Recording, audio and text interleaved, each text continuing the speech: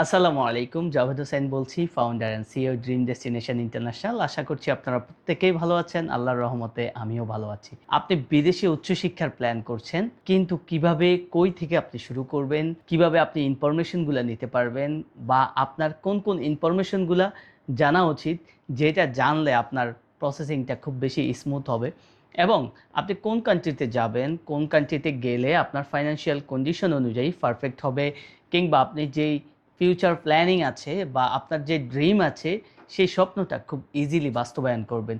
এই সকল বিষয় নিয়ে আপনি খুব বেশি টেনশনে থাকেন। আমাদের অনেক আমরা মেসেজ পাই যারা বিদেশে উচ্চশিক্ষার জন্য যেতে আগ্রহী, কিন্তু তেমন কোনো ইনফরমেশন তারা পাচ্ছে না। অনেক ইনফরমেশন নেওয়ার পরে তারা কনফিউশনে পড়ে যায়। বিশেষ করে আপনারা যারা কনফিউশনে পড়ে যান, যাতে আর আপনারা কখনোই কনফিউশনে না পড়েন, সেজন্য এই ভিডিওর মাধ্যমে আমি সর্বোচ্চ চেষ্টা করব প্রত্যেকটা বিষয় ক্লিয়ার করে দেওয়ার। বিদেশে উচ্চশিক্ষার ক্ষেত্রে প্রথমত আপনার এইচএসসি কমপ্লিট করা থাকতে হবে অথবা ব্যাচেলর কমপ্লিট করা থাকতে হবে। কিছু ক্ষেত্রে এসএসসির পরেও আপনি চাইলে উচ্চশিক্ষার জন্য যেতে পারেন। যারা অলরেডি এসএসসি পরীক্ষা দিয়েছেন কিংবা এইচএসসি পরীক্ষা দিচ্ছেন কিংবা দিয়েছেন, তারা বিদেশের প্ল্যান কিভাবে করতে পারেন। প্রথমত আপনার বিদেশে যাওয়ার আগ্রহটা কতটুকু আপনি দেখতে হবে। আপনি উচ্চশিক্ষার জন্য যাওয়ার প্ল্যানিংটা আপনি করার আগে আপনি কি বিদেশে উচ্চশিক্ষার জন্য যাওয়ার জন্য আপনার ফ্যামিলি আপনাকে দিবে কিনা বা আপনার ফাইন্যান্সিয়াল কন্ডিশন সেটা মোটামুটি স্টেবল আছে কিনা সেটা দেখতে হবে। ম্যাক্সিমাম কান্ট্রির ক্ষেত্রে এখন ২-৩ লাখ, ৫ লাখ, ৬ লাখ, ১০ লাখ কিংবা এরও বেশি টাকা খরচ করে বাইরে পড়ালেখা করা যায়। তো সেক্ষেত্রে আপনার যদি ফাইন্যান্সিয়াল কন্ডিশন খুবই খারাপ থেকে থাকে, তাহলে আপনি অনেকগুলা কান্ট্রি পাচ্ছেন। যেমন সাউথ কোরিয়াতে যেতে পারছেন, আপনি মাল্টাতে যেতে পারছেন, আপনি জার্মানি যেতে পারছেন, আপনি ইতালিতে যেতে পারছেন। Best opportunity. তবে আপনার একাডেমিক প্রোফাইলগুলো ভালো রাখতে হবে।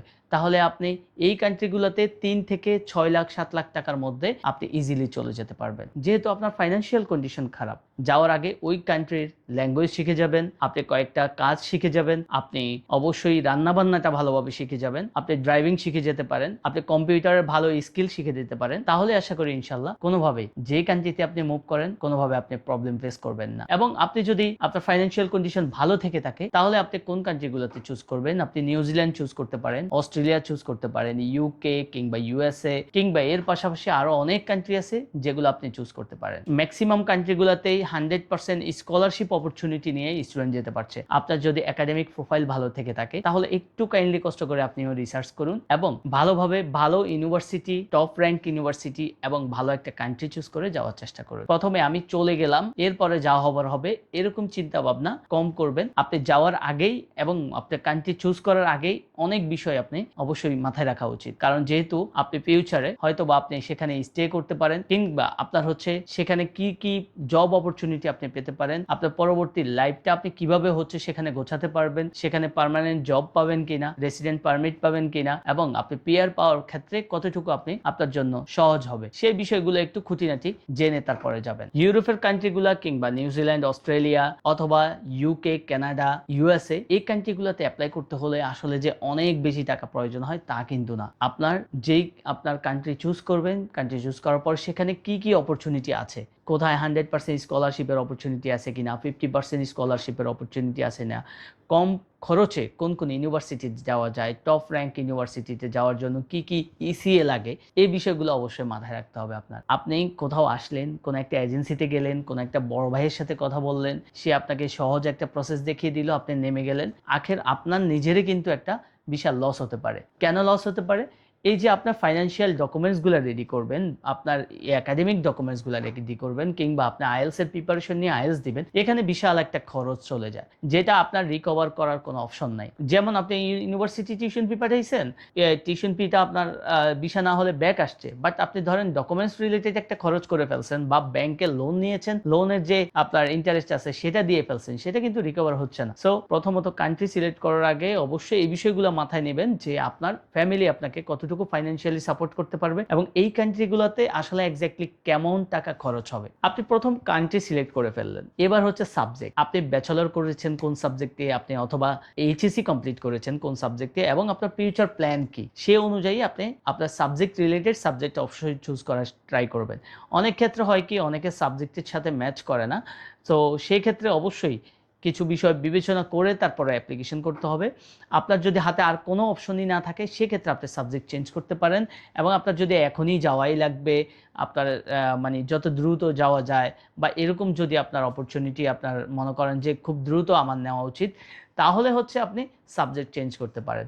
এবং আপনার প্রপার এক্সপ্লেনেশন দিতে হবে, আপনার এসওপি কিংবা কভার লেটারে প্রপার এক্সপ্লেনেশন দিতে হবে, এবং পারলে আপনার হচ্ছে এক্সট্রা ডকুমেন্টসগুলো আপনি সেখানে অ্যাড করে দিবেন। তাহলে আশা করি ইনশাল্লাহ আপনার ইউনিভার্সিটি যেটাই চুজ করেন কিংবা হচ্ছে আপনার সাবজেক্ট যেটাই চুজ করেন, আপনার ভিসা হওয়ার ক্ষেত্রে কোনো প্রবলেম ফেস করবেন না।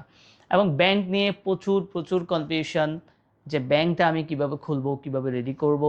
যাদের হচ্ছে প্যারেন্টসের অলরেডি ব্যাংক নাই, যদি থেকে থাকে সেই ব্যাংকটাই আপনি এখন থেকে কন্টিনিউয়াসলি টুকটাক লেনদেন শুরু করবেন। আপনি এসএসসির হন, এইচএসসির হন কিংবা ব্যাচেলর স্টুডেন্ট হন, আপনি আগে থেকে হচ্ছে এই লেনদেনগুলো আপনার প্যারেন্টসকে বলবেন কন্টিনিউ করতে। মাস্টার্সের স্টুডেন্টের জন্য যেহেতু সেলফ অ্যাপ্লাইয়ের অপশন আছে, সো আপনার যদি স্টাডি গ্যাপ অলরেডি আপনার ব্যাচেলর করে ফেলেছেন, 4-5 বছর হয়ে গেছে, তাহলে নিজেই সেলফ ডকুমেন্টস দেখাতে পারেন। সেক্ষেত্রে ওই ব্যাংক খুলে আপনি প্রথম সেভিংস অ্যাকাউন্টে লেনদেন করবেন। এরপর আপনি যে কান্ট্রি যাবেন ওই কান্ট্রির রিকোয়ারমেন্ট অনুযায়ী ট্রাই করবেন আপনার ব্যাংকে টাকা রাখার। যদি আপনার রিকোয়ারমেন্ট থাকে $20,000, $10,000 বা $50,000, আপনি ট্রাই করবেন $1-2,000 বেশি রাখার। আর ব্যাংকের যে লেনদেনগুলা, এই লেনদেনগুলা নিয়ে অনেক কনফিউশন। লেনদেনগুলো অবশ্যই আপনার হচ্ছে ন্যাচারাল হতে হবে। আপনি 500 রাখলেন, 500 উঠালেন, এটা কোনো লেনদেন হয় না। আপনার অবশ্যই অ্যাকাউন্টের সবসময় চেষ্টা করবেন যে 10, 20, 30,000, 40,000 টাকা অলওয়েজ থাকবে, এর নিচে যাতে কখনো না নামে। যখন আপনি ব্যাংকে হচ্ছে আপনার বিভিন্ন ধরনের ট্রানজ্যাকশন করতে পারেন, আপনি কাউকে টাকা পাঠাতে পারেন, আরও থেকে আনতে পারেন, আপনি বিভিন্ন পারচেস করতে পারেন, আপনার ইলেকট্রিক বিল দিতে পারেন, রিচার্জ করতে পারেন, আপনি গ্যাস বিল দিতে পারেন। হ্যাঁ, আপনি বিভিন্ন জনকে হচ্ছে বিকাশে টাকা পাঠাতে পারেন বা বিকাশে টাকা ট্রান্সফার করতে পারেন। তো এই ভেরিয়েশন যখন রাখবেন আপনি, তখন আপনার হচ্ছে ব্যাংকটা আপনার ন্যাচারাল মনে হবে। এবং যেই টাকাটা আপনার ঢুকবে, অবশ্যই আপনি 1 লাখ ঢুকালেন, 1 লাখ বের করে ফেললেন কয়েকবারে, সেটা কিন্তু ট্রানজ্যাকশন হলো না। আপনার 1 লাখ ঢুকালেন, সেখান থেকে আপনি কিছু টাকা উঠালেন, আবার ঢুকালেন। হ্যাঁ, তো এটা একেক সময় একেক ট্রানজ্যাকশন থাকবে, একেক সময় একেক অ্যামাউন্ট হবে, যাতে করে এটা বোঝা যায় যে এটা ভ্যালিড একটা অ্যাকাউন্ট। সো তাহলে আর ব্যাংক নিয়ে কোনো কনফিউশন থাকবে না। আরেকটা কনফিউশন থাকে, আমি কবে ব্যাংকে টাকা রাখবো। ব্যাংকে টাকা রাখার আগে এটা যে কান্ট্রি অ্যাপ্লাই করবেন, যে ইউনিভার্সিটি অ্যাপ্লাই করবেন, রিকোয়ারমেন্ট দেখবেন কবে থেকে টাকা রাখার প্রয়োজন। নরমালি হচ্ছে 6 মান্থ। সো 6 মান্থ আসলে টাকা রাখতে হয় না সব ক্ষেত্রে, আপনি অ্যাকাউন্টটা 6 মান্থ দেখালে হয়। সো ইউনিভার্সিটি অ্যাপ্লিকেশনের 10-15 দিন, 20 দিন কিংবা তারও বেশি সময় থেকে আপনি হচ্ছে টাকা রাখা শুরু করবেন। আর অবশ্যই আরেকটা বিষয় মাথায় রাখবেন, আপনি ফ্লাই করার আগ পর্যন্ত আপনার অ্যাকাউন্টে টাকাটা রেখে দিবেন। অনেকে হচ্ছে ভিসা পাওয়ার পরপরই টাকা উঠে ফেলে, সেটা না করাটাই ভালো। যদিও এখন পর্যন্ত কিছু কান্ট্রির ক্ষেত্রে তেমন একটা সমস্যা হয় নাই, তারপরও হচ্ছে আপনি এই জিনিসটা স্কিপ করবেন। আমরা ড্রিম ডেস্টিনেশন ইন্টারন্যাশনাল, আমাদের মূল কাজ হচ্ছে যে সকল স্টুডেন্ট বিদেশে উচ্চশিক্ষার জন্য প্ল্যানিং করছে তাদের এই প্ল্যানিংটা গুছিয়ে দেওয়ার সহায়তা করা, এবং তারা কোন কান্ট্রিতে অ্যাপ্লাই করতে পারে তার ডকুমেন্টস স্ক্যানিংয়ের মাধ্যমে কান্ট্রি, ইউনিভার্সিটি, এভরিথিং সব কিছু ভালোভাবে বুঝিয়ে দেওয়া।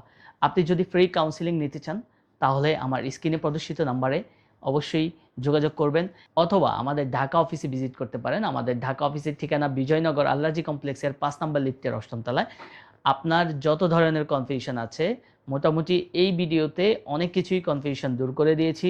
তারপরে কোনো কনফিউশন থাকলে কমেন্ট সেকশনে কমেন্ট করতে পারেন, হোয়াটসঅ্যাপ করতে পারেন, অথবা অফিসে এসে ডিরেক্ট আপনি কাউন্সেলিং নিতে পারেন। এবং আশা করি ইনশাল্লাহ এখান থেকে আপনি কোনো নেগেটিভ কনফিউশন আপনি পাবেন না, কোনো বিষয় নিয়ে আপনার কনফিউশন থাকবে না ইনশাল্লাহ। আপনি একবার এসে কাউন্সেলিং নিয়ে যান, অথবা আপনার আমাদের হোয়াটসঅ্যাপ নম্বরে একবার যোগাযোগ করুন। ইনশাল্লাহ আপনার বিদেশে উচ্চশিক্ষার জার্নিতে যে প্রবলেম আছে সেগুলো আমরা ইনশাল্লাহ সুন্দরভাবে সলভ করে দেব। আমরা যে কান্ট্রিগুলো নিয়ে বর্তমানে কাজ করছি, South Korea, Finland, Cyprus, Malaysia, UK, Malta, New Zealand, Australia, USA এবং কানাডা, আমরা এই কান্ট্রিগুলো নিয়ে কাজ করছি। আপনি যেই কান্ট্রিতে অ্যাপ্লাই করতে চান না কেন, আমাদের সাথে যোগাযোগ করুন। ভালো থাকবেন, সুস্থ থাকবেন। আপনার জন্য সবসময় দোয়া থাকবে, আমাদের জন্য বেশি বেশি দোয়া করবেন। আসসালামু আলাইকুম।